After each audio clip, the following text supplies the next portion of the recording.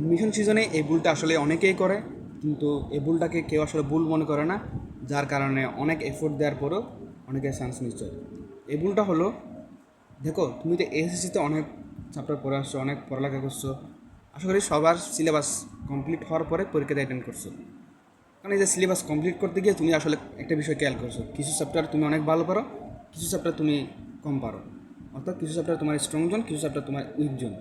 তো অ্যাডমিশনে এসে তুমি স্ট্রং জোন এবং উইক জোনে যদি তুমি সমান পরিমাণ সময় দাও, যেগুলো আসলে উইক জোন তোমার ছিল সেগুলো আসলে তোমার স্ট্রং জোন হয়ে উঠবে না, যার কারণে পরীক্ষায় গিয়ে তুমি স্ট্রং জোন যেগুলোতে ছিল সেখান থেকে ভালো আনসার করতে পারতেছো, ওই উইক জোন যেগুলো সেগুলোতে থেকে আনসার করতে পারতেছো না। তো যার কারণে তোমার এখানে র্যাঙ্কটা পিছিয়ে যাবে এবং চান্সও মিস হয়ে যেতে পারে।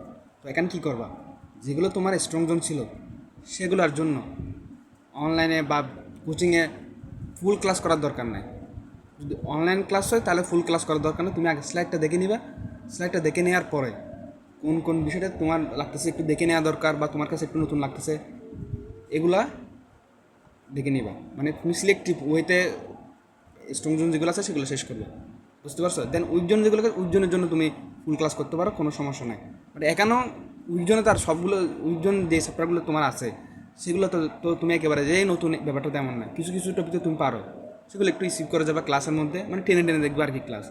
দেন স্লাইডের ক্ষেত্রে তুমি দেখবা যে কোনো চ্যাপ্টার শেষ শুরু করার আগে স্লাইডটা আগে দেখে নিবা, তাহলে তুমি বুঝতে পারবে কোথায় তোমার একটু ক্লাসটা একটু দেখা দরকার আর কোথায় একটু মানে স্কিপ করা দরকার, এটা আসলে তুমি বুঝতে পারবে। আর আগেভাগে চেষ্টা করবা যে কোয়েশ্চেন ব্যাংক অ্যানালাইসিসটা নিজে নিজে করতে, মানে কোন চ্যাপ্টার থেকে কীরকম প্রশ্ন আসছে, কোন টপিক থেকে কীরকম প্রশ্ন আসছে সেটা যাতে তোমার মাথায় থাকে এবং ওই ওয়েতে তুমি পড়াশোনাটা করবা। আশা করি বুঝতে পারছো। তো এখানে এই ভুলটাই বেশিরভাগই করে, সে যে চ্যাপ্টারটা ভালো পারে সেটাও অনেক সময় দিয়ে পড়তেছে, যে চ্যাপ্টারটা কম করে সেটাও অনেক সময় দিয়ে পড়তেছে। দুইটার ক্ষেত্রে সময় সেম দেওয়ার দরকার নেই। হ্যাঁ, তুমি যে চ্যাপ্টার তোমার স্ট্রং জোন সেটা তুমি ক্লাস না করে প্র্যাকটিস বেশি করো, ক্লাস না করে প্র্যাকটিস বেশি করো। মানে তুমি এখানে আসলে অ্যাডমিশন আসলে নতুন কিছু নেই, বুঝতে পারছো? তুমি যদি ভার্সিটিতে দিতে চাও তাহলে হয়তো তোমার কিছু হ্যান্ড ক্যালকুলেশন আসলে শেখার কিছু নেই, কিছু শর্টকাট টেকনিক শেখা লাগে, এটাই।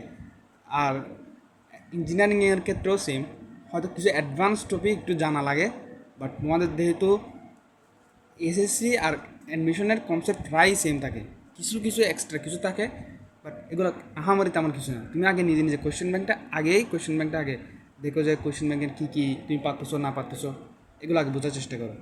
আশা করি ভিডিও তোমাদের অনেক হেল্পফুল হবে। আসসালামু আলাইকুম রহমতুল্লাহ।